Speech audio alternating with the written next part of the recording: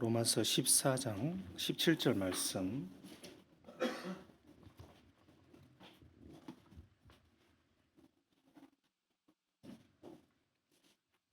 로마서 14장 17절.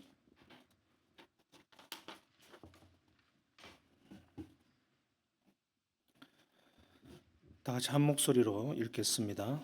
하나님 나라는 먹는 것과 마시는 것이 아니요 오직 성령 안에 있는 의와 평강과 희락이라.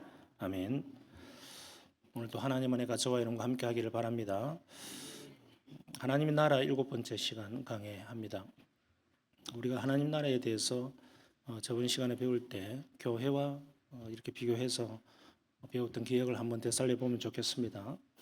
교회와 하나님의 나라는 다른 것입니다. 그러나 완전히 다르다고 구분할 수가 없습니다. 교회는 하나님 나라에 속한 것이고요. 그리고 하나님 나라는 교회를 통해서 보게 됩니다. 그래서 하나님 나라의 백성들은 교회라고 하는 그 울타리 안에서 공동체를 이루고 가족이 되어 하나님 나라의 삶을 살아갑니다. 교회가 없으면 하나님 나라를 보기가 참 힘듭니다. 그리고 교회의 몸 안에 소속되지 않는 사람은 하나님 나라를 볼 수도 들어갈 수도 없습니다. 그래서 하나님은 교회를 통해서 하나님 나라에 들어가게 하시고 또 하나님 나라의 삶을 살게 하십니다. 이것이 중요한 하나님 나라와 교회의 관계입니다.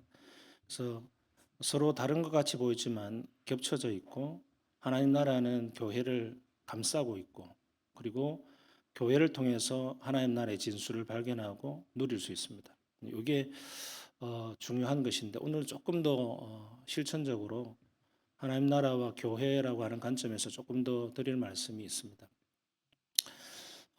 오늘 우리가 읽었던 말씀을 보면 하나님의 나라는 먹는 것과 마시는 것이 아니다. 이 말씀을 이해하려고 하면 로마서 전체 14장 전체를 다 읽어봐야 돼요. 이 배경이 무엇인지 먹는 것 하면 안 되는가 마시는 거 하면 안 되는가 단편적인 그런 이야기가 아닙니다. 그러니까 로마 교회가 지금 안고 있는 상황이 뭐냐 하면 로마 교회 교인들 중에서는 원래는 유대인이지만 이국 땅에서 살아가는 이민자 생활을 하는 유대인 출신에 개종하여서 기독교인도 있고 또 로마인이나 또 외부 다른 나라 이방인들이지만 개종하여서 기독교 된 사람들이 있습니다. 기독교인들의 여러 부류들이 있습니다. 출신 배경이 있단 말입니다. 그러나 특히 유대교에서 이제 개종한 기독교인들은 구약 성경의 율법이 굉장히 강하게 마음속에 질서정연하게 아주 지식적으로 자리 잡고 있어요. 그러다 보면 그 지식이 다른 지식이 아니잖아요. 기독교의 바탕이 되는 지식인데 유대교는 기독교와 다른 이유가 뭡니까? 그 성경의 말씀은 똑같지만 율법주의라고 하는 왜곡된 말씀으로 자리 잡았기 때문에 잘못된 거예요. 구약 성경이 잘못됐다는 게 아니에요. 유대교주의자들은 구약 성경을 믿잖아요. 근데 잘못된 삐뚤어진 지식을 가지고 하나님을 바라보고 잘못된 신앙관으로서 살아가기 때문에 유대교가 잘못된 겁니다. 성경이 잘못됐다는 말이 아니에요. 율법은 잘못된 게 아니에요, 하나도. 그래서 거기에 심취해 있다가 기독교로 개종을 하고 나니까 이제 새로운 세상을 보는데 예전에 알고 있던 그 율법이라고 하는 것이 발목을 잡을 때가 많았습니다. 그래서 약간의 기독교인으로 살아가지만 강박관념이 있을 수 있습니다. 그것 중에 하나가 뭐였느냐면 음식 문제였어요. 오늘날 우리의 음식 문화 배경하고는 다를 수 있습니다. 그 당시 때에 나오는 특히 고기라든지 시장에서 파는 고기는 주로 성전에서 이렇게 제사 드려졌던 음식들이 나와서 팔리는 경우가 많았습니다. 근데 그것이 이방 제사에게 드려졌던 그런 고기도 있고 또 여러 가지 알 수 없는 그런 음식들이 나와 있었습니다. 그것을 어떻게 우리가 판단해야 되는가에 대한 문제가 있을 수 있습니다. 왜냐하면 유대교에 빠져 있던 사람들은 구약의 율법이 여전히 강하게 자리 잡고 있거든요. 그래서 레위기 11장에 보면 음식 이것은 먹으면 되고 이것은 먹으면 안 되라고 하는 것이 엄격하게 분류되어 있습니다. 특히 이제 물고기라든지 또 뭐 육고기라든지 이런 거에 대한 엄격한 규정이 있단 말이죠. 굽이 갈라졌다든지 색임질을 해야 된다든지 이건 먹어도 되지만 그런 건 먹으면 안 돼. 다른 거는 뭐 이런 거라든지 또 비늘이 있으면 어떻고 없으면 어떻고 이런 규정에 성경에 나와 있으니까 기독교로 개종을 했지만 그걸 지켜서 엄격하게 음식을 어떤 거는 먹고 안 먹고를 그대로 해야 되는지 말아야 되는지에 대한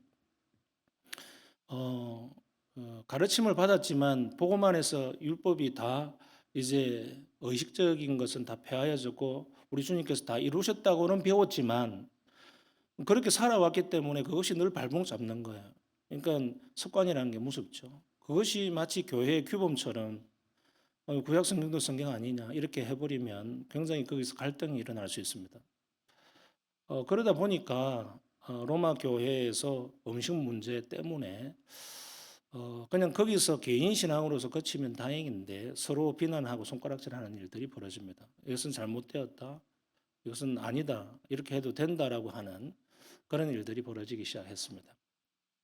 그러니까 음식 규정 이것을 넘어서서 우리의 복음 안에서 우리의 신앙은 어떻게 해야 되는가를 우리가 바라보는 것이 중요한데 이 로마서에 나오는 14장의 배경은 오늘날 우리와는 굉장히 동떨어진 배경입니다. 우리는 오늘날 그런 시대를 살아가지 않잖아요. 성전에 뭐가 갖다 받쳐지고 받쳐진 음식이 시장에 나와서 사 먹는데 이것이 받쳐진 것인지 아닌지 알 수 없다. 이런 시대가 아니기 때문에 이것을 어떻게 우리가 적용하고 받아들일 것인가에 대한 문제입니다. 저는 교회 규범이라고 하는 그다음에 교회 신앙의 전통이라고 하는 것과 맞물려서 우리가 조금 적용시켜 보면 좋겠습니다. 먼저 사도 바울은 고린도전서 6장, 그다음에 고린도전서 10장에서 이 음식 먹는 문제를 다시 한번 언급한 적이 있습니다. 거기에서 보면 양심을 위하여 묻지 말고 먹으라 이렇게 합니다. 그러니까 양심을 위해서 묻지 말고 먹으라는 것은 음식 자체는 먹어도 상관이 없다라고 이미 복음 안에서 사도 바울이 던져준 거예요. 그러나 그것을 가지고 따지고 하는 순간 정죄가 일어나기 때문에 따지고 묻지 말고 그냥 음식이면 그냥 먹어라 라는 것입니다. 그러니까 음식 그 자체로는 문제가 안 된다는 것이죠. 그러나 사도 바울이 고린도전서 6장에서 이렇게 이야기를 합니다. 만약에 내가 어떤 고기를 먹는 문제 때문에 누군가 나 때문에 실족하는 형제가 있다면 나는 평생 동안 고기를 먹지 않겠다. 이런 것으로 고린도전서 6장이 마감을 합니다. 그러니까 거기서 중요한 부분은 뭐냐면은 음식 자체는 제사상에 드려졌든지 드려지지 않았든지 묻지 말고 그냥 먹으면 되지만 만약 그것으로 인해서 어떤 사람이 나로 인해서 실족하는 경우가 있다면 나는 먹지 않겠다라고 하는 그것이 있습니다. 거기서 나타나는 중요한 골자가 뭡니까? 음식을 먹고 안 먹고는 상관이 없지만 먹는 것으로 인해서 다른 사람에게 시험거리가 되고 또 그것으로 인하여서 넘어지는 사람이 있다면 나는 내 주장도 양보해야 된다는 것이죠. 그러니까 정죄하고 비판하는 것보다는 차라리 내가 양보하는 것이 낫다. 이것으로 결론을 내리게 됩니다. 그러나 고린도전 10장에 또 가보면 또 모든 것이 가하다라고 이야기를 합니다. 그러나 모든 것이 가하다고 해서 모든 것이 덕을 세우고 유익된 것은 아니다라고 하는 중립적인 입장을 세웁니다. 왜 그렇게 이야기를 합니까? 우리가 더 이상 이제 율법주의에서 좀 벗어나서 자유하자. 참 자유. 그러나 그 자유가 다른 사람들의 마음을 해치거나 불편하게 하거나 덕을 세우지 못하는 일이라면 내 자유도 내가 양보하고 내가 참는 것이 미덕이다 라고 하는 것이 성경의 정신이라고 가르쳐 줍니다. 오늘날 우리 교회에서는 교회 자체의 규범, 그 다음에 신앙의 전통들이 많이 있습니다. 교회들마다, 교단들마다 많이 있습니다. 이것을 오늘 이 말씀의 배경과 함께 우리가 어떻게 오늘 21세기에 적용시킬 것인가 한번 살펴보면 좋겠습니다. 1번 한번 보실까요? 읽어보겠습니다. 하나님의 나라는 교회 규범과 신앙 정통을 초월한다. 자, 여러분, 우리가 지금 하나님 나라에 대해서 배우고 있잖아요. 하나님 나라에 제가 계속 강조하는 게 뭡니까? 더 이상 우리가 예수 믿고 죽어서 천당 간다 하는 그 아직 이루어지지 않는, 영어로 하면 not yet, 우리가 아직 마주하지 않은 미래에 받을 그 천국만을 상상하지 말자는 것이죠. 이미 이루어진 already라고 하는 이미 이루어진 하나님의 나라도 있다라는 것입니다. 근데 그것에 대해서 놓쳐버리면 자꾸 이제 우리의 신앙이 먼 미래에 다가오지 않은 가물가물하고 아물아물하고 보이지 않는 뭔가 추상적인 걸 붙잡으려고 하니까 잡히는 게 하나도 없어요. 그러다 보니까 뭘 붙잡느냐 하면은 눈에 보이는 거라고는 인간이 정해놓은 전통 신앙을 잡을 수밖에 없거든요. 그러니까 교회에 와서 교회는 보이는 거잖아요. 예배도 형식도 보이고 주보도 보이고 뭐 모임도 보이는 것이고 다 보이는 거거든요. 근데 그러다 보니까 교회에 집중하고 교회에 모여서 뭐 하는 것에 굉장히 강조하고 중요하게 느낍니다. 좋은 것이지만 너무 그렇게 해버리면 하나님 나라의 넓은 하나님 나라의 세계를 보지 못하는 것이죠. 하나님 나라가 무엇인지. 그래서 하나님 나라는 크고 초월하는 것이다 라는 것을 여러분 염두에 두면 좋겠습니다. 동그라미 1번 한번 보실까요?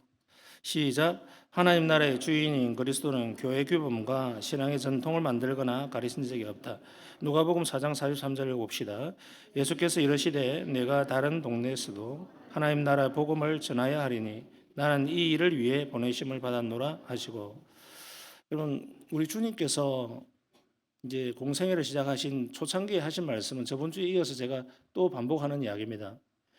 하나님 나라 복음을 전했어요. 다른 말로 하면 천국 복음. 똑같은 말이지만 한글로 번역을 할 때 똑같은 바실레아 단어를 하나님 나라 복음이라고도 번역을 하고 천국 복음이라고도 번역했습니다. 번역에 문제가 있는 것은 아니지만 저는 좀 일관성이 있으면 좋겠다 하는 주의이기 때문에 차라리 하나로 다 해버렸으면 어땠을까 하는 아쉬움은 있습니다만 똑같습니다. 천국 복음이라고 번역되어 있는 것도 있습니다. 마태복음이라든지. 오늘 제가 누가복음에는 하나님 나라 복음이라 되어 있어요. 복음의 핵심은 십자가입니다. 그러나 예수님은 십자가를 지시기 전에, 사람이 십자가가 뭔지 알기도 전에 예수님은 하나님 나라 복음을 전했대요, 이미. 그러니까 우리가 복음을 십자가 안에 너무 묶어버리면 좁아져요. 십자가가 중요하고 복음의 진수이기는 맞으나 예수님께서는 십자가를 지시기 전에 이미 복음이라는 것을 전했어요. 그것을 알고 계시자는 거죠. 그리고 그 복음의 내용이 뭐냐? 하나님 나라라는 겁니다. 천국. 그러니까 무슨 말이냐면은 이미 십자가 이전에 복음은 존재했고, 그리고 그 복음의 진수로서의 십자가가 지어졌고 우리가 제시섬을 받았고 앞으로 미래에 천국 갈 수 있는 것이 맞으나 지금 이미 이 땅에 임한 하나님 나라를 보라는 것이죠.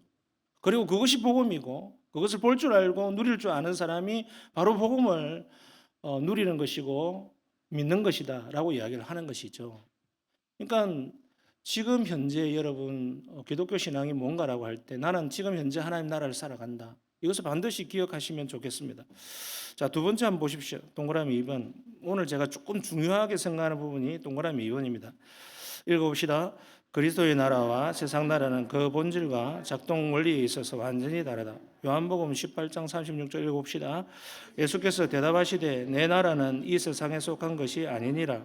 만일 내 나라가 이 세상에 속한 것이었더라면 내 종들이 싸워 나로 유대인들에게 넘겨지지 않게 하였으리라. 이제 내 나라는 여기에 속한 것이 아니니라. 아멘. 우리 예수님께서 십자가를 지시기 몇 시간 전에 하신 말씀이에요.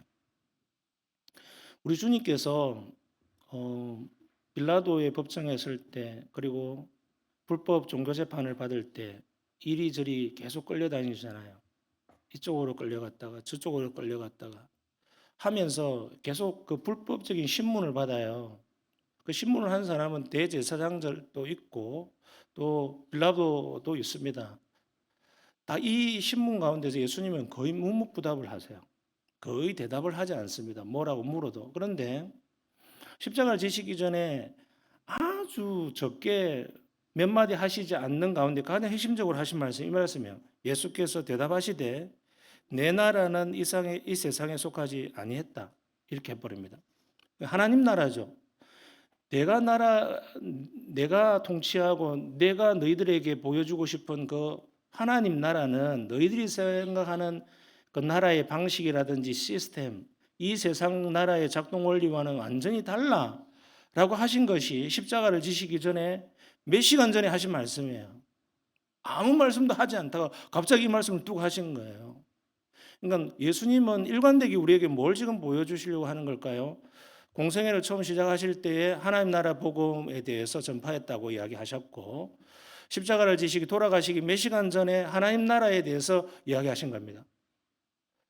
그러니까 중요한 건 뭡니까? 기성정결이라고 이야기를 할 때에 주님의 공생애의 시작과 중간과 끝은 하나님 나라라고 볼 수 있는 거예요.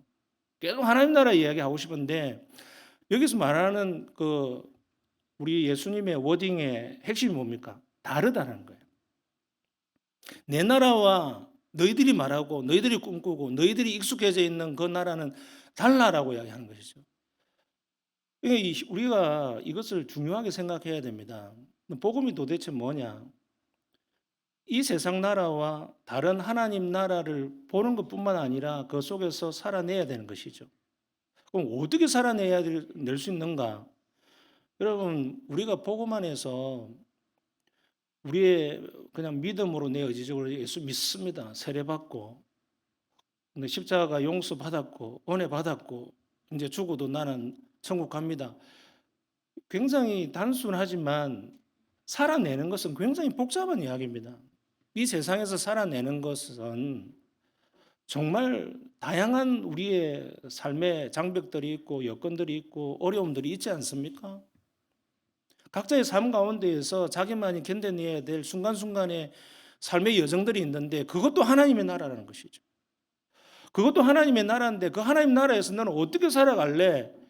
세상 나라의 방식으로 살아가지 마. 그러나 내 나라 방식으로 살아가. 그 이야기를 지금 하는 것이죠. 여러분, 우리가 신앙이라고 하는 것을 가졌을 때 단순히 기독교 신앙, 교리, 그 다음에 어떤 종교적인 어떤 행위 이런 것보다도 훨씬 중요한 게 뭐냐 하면 내가 바뀌는 겁니다. 내가 바뀌는 거예요. 어떻게? 내 속에 있는 지식이 바뀌고 내 경험이 바뀌고 나의 사상이 바뀌고 내가 살아왔던 길을 하나님의 뜻에 맞지 않는다면 거꾸로 뒤집어서 갈 수 있는 용기, 내가 그동안 이것이 맞다라고 줄곧 그냥 열심히 살아왔는데 알고 보니까 주님의 뜻과는 다르더라. 그럼 그것을 돌려서 포기하고 주님의 뜻을 따르고자 하는 그 희생의 대가, 이것이 하나님 나라의 삶이라는 것이죠. 교회도 마치 그러하지 않습니까? 오늘날 교회의 가장 큰 문제는 복음은 있는데 하나님 나라의 삶이 없다는 거예요. 제가 너무 비약적으로 말씀드리는 것일 수 있습니다. 그러나 약간의 충격요법으로 말씀을 드립니다. 교회의 복음은 있는데 하나님 나라의 삶이 없다? 이 말이 안 되는 이야기잖아요, 사실은. 그러니까 여기서 말하는 복음이라고 하는 것은 복음의 형식, 외형적인 형식, 교리도 있고 믿음도 있고 신앙의 행위는 있는데 삶이 없어져 버렸다는 거예요. 왜 이렇게 될까요?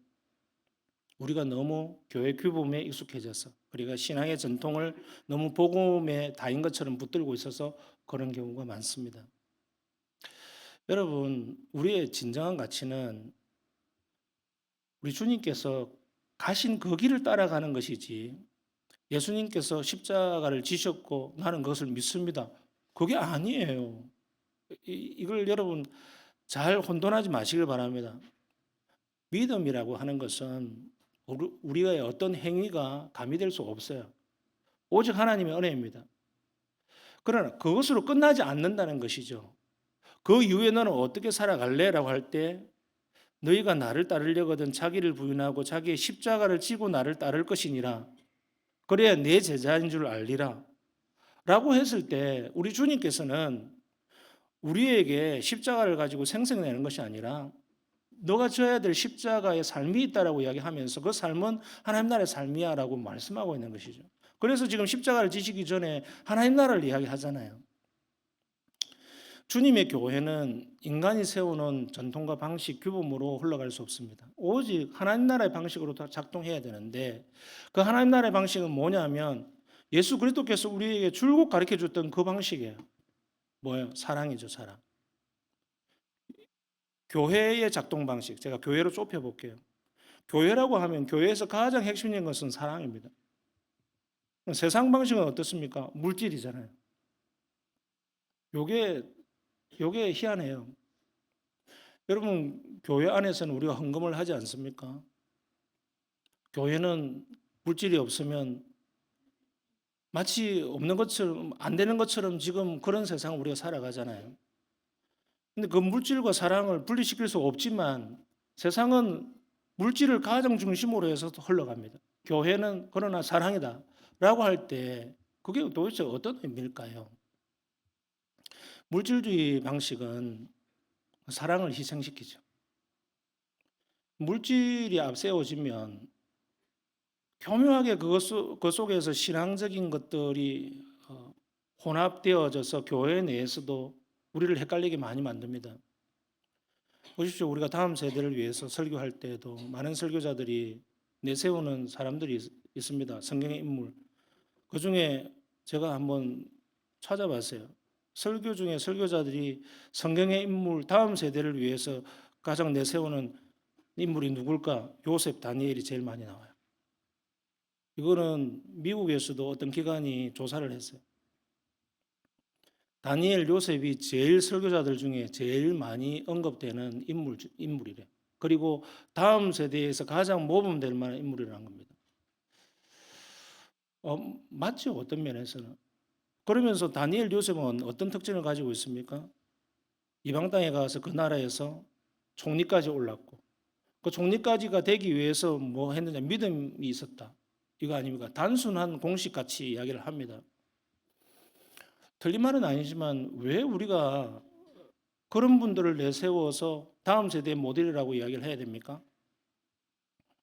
저는 조금 우리가 그동안 보지 못했던 시선으로, 소위 말해서 뺐다간 시선으로 한번 보자면 그것마저도 물질주의적인 관점이 너무 강조되는 시대를 살아가다 보니까 그것에 대해서 각광하고 그것에 대해서 우리는 집중하고 그러다 보니까 그 두 사람의 이름이 가장 많이 언급되더라는 것이죠. 성공주의 아닙니까? 물질주의의 가장 최고의 보상이 뭡니까? 성공이잖아요. 공부를 잘해야 되고 1등주의. 그리고 그렇게 했더니 총리까지 올랐더라라고 하는. 성경에서 우리에게 보여주고자 하는 본질이 아님에도 불구하고 그것이 강조되는 순간 교회 내에서도 은연중에 뭔가 세상이 추구하고 있는 물질 세상의 그런 부러움들이 우리의 조금이나마 보상이 되기를 원하고 조금이나마 믿음의 결과물로서 하나님이 그것을 우리에게 안겨다 주는 것이 믿음이 있는 좋은 사람들에게 주는 하나님의 혜택이다라고 받아들여지는, 그것을 가르치고 배우는, 그것이 다 잘못됐다고 말할 수 없지만 그것만 그렇게 우리가 대단한 믿음의 결과물인 것처럼 받아들이는 순간 교회도 여전히 세상의 물질주의와 성공주의를 따라가는 건 아닙니까? 그러게 되면 성경에 나오는 숨어있는 신앙인들 얼마나 많이 있습니까? 저는 니고데모와 같은 사람, 자기의 목숨과 자기의 이루어놓은 모든 커리어를 다 잃어버릴 수 있지만 제가 저번 시간에 이야기했지 않습니까? 그런 사람들이라든지 딱 성경에 두 번 나오는 이런 사람들. 삭개오는 어떻습니까? 삭개오도 몇 줄 안 나오잖아요. 정말 자기는 열심히 산다고 살았지만 세상 사람들이 손가락질하고 자기 나름대로 살았지만 사람들이 자기를 좋아하지 않아요. 그러니까 자기는 뽕나무 위에 올라갔잖아요. 예수님을 보기 위해서. 뭐 누구는 키가 작아서 올라갔다고 이야기는 하지만 그렇게 할 때 예수님이 삭개오를 끌어내서 내가 너 집에 유하여야 되겠다라고 했을 때 삭개오 집에 갔을 때 삭개오 한 말이 뭡니까? 주님, 제가 오늘 이제 제 재산의 절반을 다 나눠주겠습니다. 가난한 자들에게. 그리고 제가 혹시 착복한 것이 있다면 4배로 갚겠습니다. 자기의 그 고백에서 하는 말이 뭡니까? 자기는 나름대로 열심히 살았다고 하는 그 말이 그 언어에서 숨어 있는 거예요. 많은 사람들은 저 사람은 로마의 앞잡이다, 세금을 걷어서 다 착복하고 나쁜 짓 하고 그런 사람으로서 평가하고 사람들이 그렇게 인식해서 자기는 왕따다 하는 삶을 살았지만 주님을 만났을 때 내가 혹 나는 열심히 살았지만 그런 것이 있다면 내가 4배로 갖고 내 재산의 절반을 이미 내놓겠습니다라고 고백하는 그 고백이 쉬운 일이 아니잖아요. 그런 사람들의 신앙의 삶, 여정을 우리는 우리의 삶 가운데에서 왜 정말 이 다음 세대에게 이렇게 삽시다라고 하지 못합니까? 총리가 되고 대통령이 되어야 된다.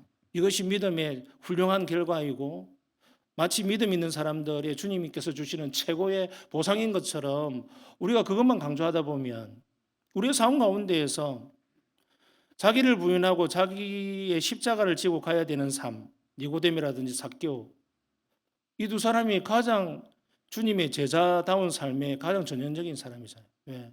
자기를 부인하고 자기의 십자가를 지는 것의 가장 현실이 뭡니까? 만몬을 포기하는 것 아닙니까? 우리 이 세상의 물질주의 세상에서 물질을 포기하고 물질을 내려놓는 것만큼 전 더 큰 믿음이 없다고 봅니다. 가장 이상적인 모델 아닙니까? 그런데 보면은 그 사람들은 성공한 사람, 소위 말해서 성공한 사람들은 아니거든요. 교회가 성공주의, 물질주의에 사로잡히면 복음과 교묘하게 그것이 섞여가지고 도대체 우리의 믿음의 행방을 찾을 수가 없어요. 교회는요, 성공을 가르치는 곳이 아니고 믿으면 복 받는 것을 가르치는 곳이 교회가 아닙니다. 교회는 하나님 나라의 본질을 깨달아가고 배워가는 곳인데 하나님 나라의 본질은 뭐냐면 내려놓고 섬기고 희생하고 충성하는 겁니다. 그것 아닙니까? 교회 오면 배부르고 등 따시고 하는 것이 교회입니까? 교회는 배부르고 등 따신 사람이 그렇지 못한 사람을 돌아보는 것이 교회 아닙니까? 여기까지 나아가야죠. 그러니까 주님 열심히 기도했더니 주님께서 이런 복을 주셨다. 거기서 멈추는 것이 아니라 그 복을 주셨는데 그 복을 가지고 어떤 삶을 살도록 주님께서 원하셨기 때문에 이 복을 주셨는가까지 나아가는 것 아닙니까? 그게 교회죠. 오늘날 제가 우리나라 전통과 규범 속에 신앙의 전통 속에 빠져 있는 교회, 우리 자신을 한번 들여다봅시다. 뭐 남의 교회 빼놓고. 저는 제가 생각하는 교회 물질 하면 교회는 물질을 쌓는 곳이 아니라고 저는 계속 주장합니다. 교회는 물질을 흘러가게 하는 곳입니다. 이걸 잘 구분하셔야 돼요. 교회는 교회 스스로의 배를 불리는 순간 교회 되기를 포기한 것입니다. 예수님은 자기 스스로의 배를 불리기 위해서 노력했던 적이 단 한순간도 없어요. 예수님은 누울 자리도 없었잖아요. 집도 없으셨어요. 그것이 예수님 정신이고 그 예수님 정신으로 받아들여진 사람들이 모인 곳이 에클레시아, 교회잖아요. 밖으로 끌어당김을 당하여서 불러서 옮겨온 사람들. 허감의 권세가 뭡니까? 물질주의 세상, 만몬의 정신에 사로잡혀 있는 그 사상과 가치 속에서 성공주의를 위해서 달려가던 그 허감 속에 있던 사람들이 이제 정신 차려 끄집어 나온 것이 바로 교회 아닙니까? 그래서 에클레시아, 에크칼레오, 밖으로 끄집어 불림을 당했다. 그러면 이제 다른 정신으로 살아야 되잖아요. 세상 정신은 뭡니까? 기업에 들어가면 기업이 성공해야 되고 기업이 잘 살아야 되고 저 기업은 망하더라도 우리 기업은 살아남아야 돼. 1등주의, 1등만 살아남는 거. 그리고 살아남기 위해서 발버둥 치고 어쨌든 내 기업이 배불려야 되고 기업이 나쁘다는 이야기가 아니고 이게 경제 시스템, 자본주의 시스템이잖아요. 자본주의 시스템도 하나님께서 주신 일반 은총이지만 그 시스템의 정신을 교회에다 옮겨놓는 순간 교회는 망하는 길입니다. 그것이 규범과 전통화되어서 교회는 우리 한국 교회에 마치 규범과 전통처럼 되어 있는 게 뭐냐 하면 건물입니다. 건물. 우리 이걸 좀 내려놔야 돼요. 제 주변에 최근에 개척교회 가까이서 개척을 하신 목사님이 2분이나 있는데 최근에 2분 했어요. 근데 다 생각이 전통적인 방식이겠더라고요. 그러면 공간을 넣고 공간에 리모델링을 하고 인테리어를 예쁘게 해서 교회가 시작된다. 그전에는 교회가 시작이 안 되는 거예요. 소위 말해서 교회 시작이 어려워. 그러니까 그런 개념 자체를 우리는 많이 가지고 있어요. 어떤 공간이 없으면 교회가 시작하지 못하는 것처럼.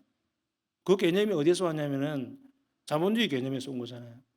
자본이 가지고 있는 물질의 가장 형성된 바탕이 뭡니까? 왁구 짜는 거. 소위 말해서 우리가 제가 조금 이 어느 나라 말인지 모르겠지만 프레임을 짜는 거. 구조를 집어넣고 소프트웨어를 집어넣는 거. 교회는 눈에 보이는 것이 교회가 아니라 하나님 나라를 보는 거잖아요. 하나님 나라를 살아가는데 교회는 외형보다도 훨씬 중요한 것이 우리가 가지고 있는 가치입니다. 예수 그리스도의 정신. 이것을 잃어버리면 교회당이 아무리 커도 아무 소용없는 것이죠. 저는 우리 교회에 들어오는 그 재정을 연말 되면 웬만하면 다 써버리려고 합니다. 소위 말해서 세상적으로 보면 저는 대책 없는 CEO라고 하는 관점으로 보면 대책 없는 CEO예요. 근데 목회자는 CEO가 아니거든요. 그러니까 우리 교회가 안전할 수 있는 방법을 강구하고 우리 교회가 조금 더 커질 수 있는 방법을 강구하고 우리 교회가 조금 더 외형적으로 든든하고 더 뻗어나갈 수 있는 것을 방법을 강구한다. 방법적으로 그 자체가 나쁘다고 말할 수 없어요. 그러나 그것이 본질이 되는 순간 나는 이 교회 경영자가 되는 거예요. 좋은 경영자는 뭡니까? 내 교회가 잘 되는 건 아닙니까? 외형적으로 든든히 서는 것이고 안정화되는 것이고 건물 없는 것보다 있는 것이 좋은 것이고 작은 것보다 큰 것이 좋은 것이고 숫자가 적은 것보다 많은 것이 좋은 것이고 돈이 없는 것보다 많은 것이 좋은 것이죠. 그러나 제가 깊이 있고 말씀을 드립니다. 교회는 그러는 순간 교회됨을 포기하는 겁니다. 교회는 고인물이 아닙니다. 교회는 흘러가는 것이고요. 샘물이 솟아나는 것이고요. 그 샘물은 반석에서 솟아나는 예수 그리스도의 생명수가 되는 것처럼 그리고 에스겔서 48장에서 나오는 성전에서 흘러나오는 물이 바다까지 흘러가서 많은 사람들에게 생명수의 강을 공급하고 그것이 요한계시록 22장에 나오는 마지막 우리가 맞아들여야 될 새하늘과 새 땅에 새 예루살렘의 생명 강가가 흐르는 그 물로 연결되는 것처럼 교회가 그런 역할을 해야 된다는 거예요. 교회가 규범과 전통에 갇히게 되면 형식과 은혜 북치고 장구치고 소위 말해서 정말 뭔가 뜨겁게 뭘 하는 것처럼 보이는데 속에 들어가 보면 다 내배부리고 있으면 그건 교회 되기를 포기한 것이죠. 주님 정신이 아닙니다. 그래서 저는 여러분들이 이런 죄와 같은 마음을 품어주셔야 돼요. 안 그러면 여러분들 중에 중직자가 되고 여러분들 중에 교회에 책임지는 리더가 되고 또 재정부를 맡고 이렇게 하면 나중에 되면 그리스도의 정신이 만약에 사라지고 교회 규범과 전통, 외형적인 것을 붙들고 있는 물질주의에 사로잡힌 사람이 그런 자리에 앉아 있으면 그런 시각을 가지고 교회를 자꾸 해석하고 교회의 내용을 채우려고 해요. 그럼 어떤 일이 벌어지냐면 목사님 우리 교회는 도대체 아무것도 없는데 왜 자꾸 퍼주려고 합니까? 이런 이야기가 나옵니다. 교회는 처음부터 퍼주는 곳입니다. 사도행전 4장, 5장, 6장 읽어보십시오. 계속 그 이야기예요. 저는 며칠 전에 우리 전도사님하고 토요일 되면 이제 직원 교육자 둘이밖에 없지만 교육자 회의를 하고 서로 의논할 걸 의논하고 밥을 꼭 같이 먹습니다. 제가 대부분 사고 한 번씩 전도사님이 사기도 합니다. 그런 이야기 하다가 이런저런 이야기를 많이 하게 되는데 갑자기 우리 전도사님이 하동의 어떤 교회 이야기를 꺼내더라고요. 그 교회 어떤 교회인지 처음 들어봤어요. 우리 교단 교회인데. 근데 자기 동기, 신학 동기 형님 전도사님이 그 교회에 얼마 전에 부임을 했는데 그 이야기를 듣다 보니까 너무 가슴이 뭉클해지고 막 그런 거예요. 내용이 뭐냐면 하동에 어떤 말인지는 전 몰라요. 그 교회당은 있는데 교인들이 한 명도 없대요. 그런데 그 전도사님이 이제 나이 많은 늦게 신학을 해가지고 30대 후반이래요. 애가 두 명인지 세 명인지 있어요. 들었는데 까먹었어. 근데 아무도 없는 교회당을 보고 마음이 너무 뭉클해지고 아파서 주님의 마음으로 그 전도사님이 거기에 부임하기로 마음 먹었다는 거예요. 아무도 없는데 그냥 밤에 지나가다 보면 불이 꺼져 있고. 그래서 듣다 보니까 너무 신기한 거예요. 사람도 아무도 없는데 그냥 비어져 있는 그 교회당에 전도사님이 가가지고 소위 말해서 담임 전도사를 하겠다고 했다는 거예요. 작년 가을부터. 몇 개월째 지금 있는데 사람이 한 명도 없고 거기서 이제 사모님하고 같이 지내고 학기 중에는 공부해야 되고 그다음에 방학에는 자기가 알바하고 이런 막 배달 알바하고 사모님도 어디 이렇게 알바하고 막 그런다 하더라고요. 그 들어보니까 후원이 없냐 그러니까 후원은 얼마 안 되고 지금 어떻게 살았는지 모르겠다. 그 이야기를 듣고 제가 너무 감동에 대해서 야, 그분 참 대단하다. 내가 지금 이름도 정확히 기억이 안 나요. 들었는데 얼굴도 모르고 이름도 모르고 그 교회 이름은 제가 나중에 들었어요. 그래서 제가 우리 이웃사랑 헌금이 얼마나 남아 있는지를 보고 그것에 우리는 한 번씩 지출을 할 때마다 우리 교회는 매달 지출이 거의 없습니다. 항상 100만 원 단위로죠. 100만 원, 200만 원, 300만 원, 400만 원 이런 식으로 지출하거든요. 선교사도 마찬가지고. 보니까 100만 원 단위로 줄 수 있는 모든 금액을 다 주자. 그래서 누군지도 모르는데 그냥 보냈어요. 계좌 알려달라 그래가지고. 여러분 세상적인 방식으로 생각하면 이해가 안 되잖아요. 제가 그 사람이 누군지 알고 그 교회가 어떤 교회인 줄 알고 저는 목소리도 들어보지도 않았어요. 전화도 안 걸어봤습니다. 생색 낼 필요 없잖아요. 그냥 보냈어요. 그냥 우리 재정부에다가 하루라도 빨리 보내는 것이 좋겠다 해서 빨리 보내주세요 해가지고 보냈어요. 그랬더니 주일 오후에 모르는 전화로부터 전화가 왔어요. 그 전도사님들하고 이렇게 보내주셔서 너무 감사하다고. 그래서 인사드리러 오겠다 하더라고요. 오지 마세요 전도사님. 인사드릴 필요 없고 그제도 놀러 오고 싶으면 놀러 오세요. 우리 교회 선교관도 있으니까 그거 그냥 사용하시면 됩니다. 절대 뭐 인사하러 오는 거 오지 말라고. 나는 당신 얼굴 몰라도 좋고 목소리 들은 것만으로 너무 충분하다. 근데 이야기를 들어보니까 교인들이 그리 없다면서 어떻게 합니까? 라고 했더니 있는 것도 아니고 없는 것도 아니래. 세 명이 있는데 세 분은 못 나오시는 분이래. 세 분이 연로하시고 그냥 이름은 있는데 교회 안 나오신 지 오래되신 분들. 세 분이 연로하시고 아프시고 그래서 그분들 집에 주일날 되면은 각각 가서 신방하면서 예배를 드립니다. 그게 주일 예배라더라. 대단하시다. 너무 잘하고 있다. 제가 왜 이런 이야기를 소개하느냐면은 참 그런 제가 교회를 들으면 제가 마음적으로 참 도저히 되고 부끄러워서 한편으로 나는 저 나이 때 저런 생각을 하지 못했는데 라고 하는 그 마음에도 제가 도전되었을 뿐더러 여러 가지가 참 생각하는 게 많았어요. 교회란 무엇인가 도대체. 오늘날 우리 한국 교회 제가 어렸을 때 다니던 교회하고는 완전히 다릅니다. 어렸을 적에 제가 어릴 때 다녔던 시골 교회는 순수함이 있었어요. 바닥이 춥고 골마루에서 예배하고 겨울에 추워가지고 방석을 두 장을 깔아야 예배를 드릴 수 있는 그런 골마루 그런 예배당에서 저는 예배 드렸어요. 주일학교 때부터 어른 예배까지.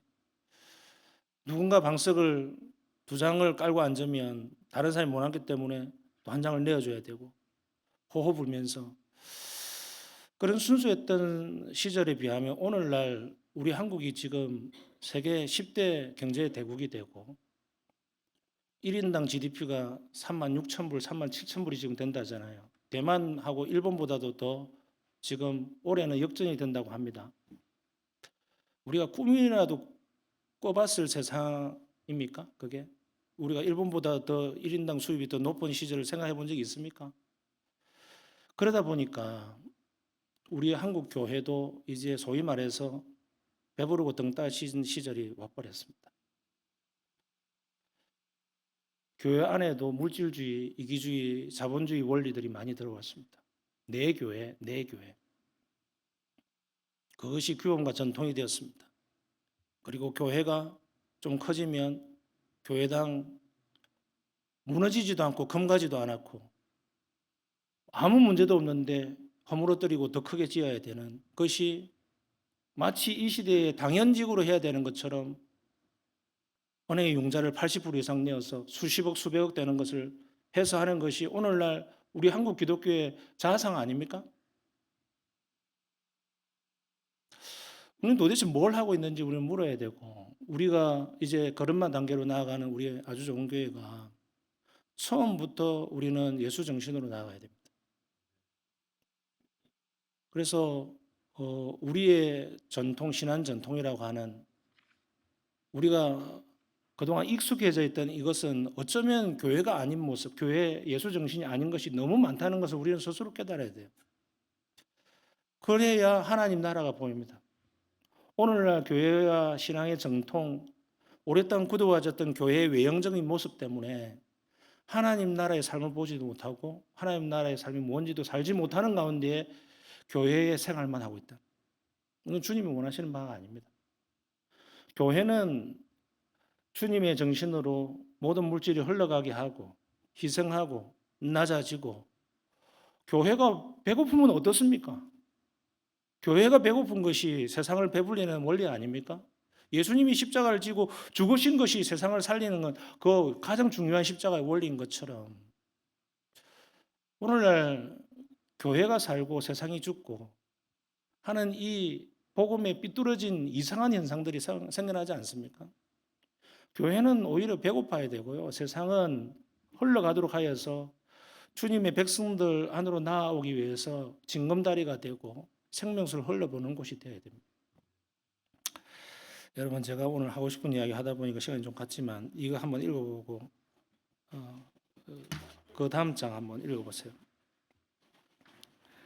2번 큰 2번 읽어봅시다. 시작. 하나님 나라는 신앙의 이름으로 비판하거나 정죄하지 않는다. 도리어 관대하고 섬기는 것이다. 이것은 성령으로 거듭난 참 신자에게 나타나는 전형적인 특징이다. 동그라미 1번 읽어봅시다. 성령이 인도하시는 하나님 나라는 서로 손가락질하지 않고 오히려 서로 손잡고 입맞추며 가는 평화의 나라이다. 2번 성령은 참 신자를 더 기독교적인 사람으로 만드는 것이 아니라 단지 더 그리스도인이 되게 하신다. 기독교인과 그리스도인이란 말은 똑같은 말이잖아요. 한자로 하느냐 영어로 하느냐 그 차이입니다. 그렇죠? 그러니까 기독교인, 그리스도인, 안디옥 교회에서 처음 불려졌던 그리스도인이라고 불렸던 그 말이 오늘날 기독교인이잖아요. 어떻습니까? 한국 교회에서 기독교인 이렇게 하면 인식이 어떻습니까? 좋지 않습니다.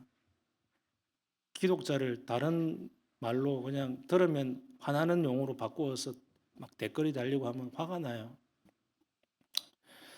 왜 그럴까? 규범과 전통만 남아 있으면 그렇게 됩니다. 예수 정신으로 우리는 바꾸어져야 돼요. 그냥 그리스도인으로 살아야 돼요. 그리스도인은 뭐냐? 예수 정신으로 살아가는 거잖아요. 예수 정신은 뭐냐? 자기를 부인하고 자기의 십자가를 지고 그냥 묵묵히 가는 거예요. 거기에 뭐 내가 배부르고 등 따시고 할 그 쳐다볼 시간이 없어요. 하나님 나라의 삶은 교회 주일 성수 좀 하고 뭐 이렇게 해서 나중에 죽어서 천당 간다 이런 것으로 오산하면 그냥 대충 그렇게 삽니다. 그러나 여러분 잘 생각해 보십시오. 지금 나에게 주어진 시간이 얼마인지 우리는 아는 사람이 아무도 없습니다. 여러분이 만약에 암 사기에 걸렸다 하더라도 아유 나는 지금 당장 죽고 싶다는 사람이 있습니까? 그냥 통증 없이 그냥 조금 더 살면 좋겠다. 그런데 나에게 지금 건강함이 있다면, 근데 건강한데 그 속에 직업까지 있다면, 왜 하나님께서 나에게 이 건강함과 직업을 주셨을까? 그리고 왜 나에게 생명을 거두어 가시지 않고 계속 생명을 연장시켜서 이 땅에서 살도록 하셨을까? 라고 하는 것에 대해서 자기 질문이 있어야 됩니다. 자기 질문이 없는 사람들은 소위 말해서 개처럼 살아갑니다. 강아지는 자기의 생명 15년, 20년 살다가 그냥 가잖아요. 아무 의미가 없어요. 걔가 아무리 열심히 살고 훌륭하게 살아도 사람 한 명 살리지 못하고 그냥 죽거나 아무 의미가 없잖아요. 우리의 영혼에 도움이 되지 않는단 말입니다. 그럼 우리는 영혼을 가진 사람으로서 왜 영혼을 거두어 가시지 않고 이 땅에서 살아가게 하시느냐라고 할 때 그 핵심은 하나님 나라예요. 예수님께서 공생을 시작할 때 하나님 나라, 십자가를 지시기 전에 하나님 나라, 십자가 지시고 나서 부활하시고 나서 하나님 나라를 선포하시고 그 하나님 나라의 정신을 전파하기 위해서 사도들에게 계속적으로 그것을 명령하시고 교회를 세우시고 주셨던 그 핵심은 하나님 나라인데 그 하나님 나라에서 여러분들은 어떤 역할을 하기를 원하시냐는 것이죠. 물어보셔야 돼요. 우리 교회도 좋지만 나는 하나님 나라를 위해서 어떻게 살아가고 있는가? 왜 하나님께서 나에게 생명 주셔서 이 호흡을 거두고 하지 아니하고 연장시켜 주는가에 대해서 본질적인 질문을 해보면 여러분은 어떻게 살아가야 될지를 방향을 잡게 됩니다. 그러고 난 다음에 이제 하나님 나라의 삶을 살 수가 있는 겁니다. 그렇게 살아가는 저와 여러분 되기를 바랍니다.